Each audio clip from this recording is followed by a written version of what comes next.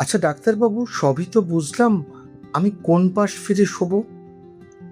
প্রেগন্যান্সিতে এটা খুব common question যে ডান পাশ, বাঁ পাশ না চিত হয়ে কিভাবে শোয়া উচিত।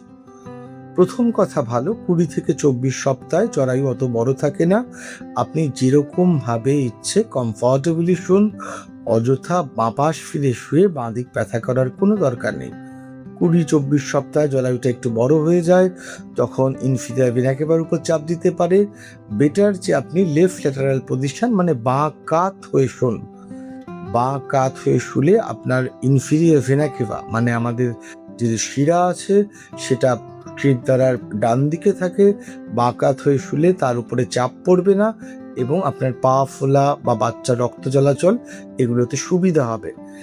একান্ত বাঁ পাশ ফিরে শুলে যদি বাঁ দিক ব্যথা হয়ে যায় তাহলে মাথার নিচে একটা বালিশ দিন, পেটের তলায় একটা বালিশ দিয়ে জরায়ুটাকে একদিকে সাইডে করে দিন, দুটো পায়ের মাঝখানে বালিশ দিয়ে কমফর্টেবলি শোন, যাতে আপনার সুবিধা হয় এবং ইনফিরিয়র ভেনা কেভার উপরে চাপ না পড়ে।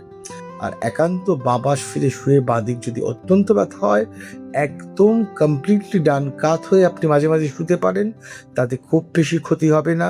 তবে অ্যাডভান্স প্রেগনেন্সিতে আমরা চিত হয়ে শুতে বারণ করি, কারণ এতে বাচ্চার ক্ষতি হতে পারে। কারণ ইনফিরিয়র ভেনা কেভায় রক্ত চলাচল যদি বাধা পায়, বাচ্চার রক্ত কম গিয়ে ক্ষতি হতে পারে।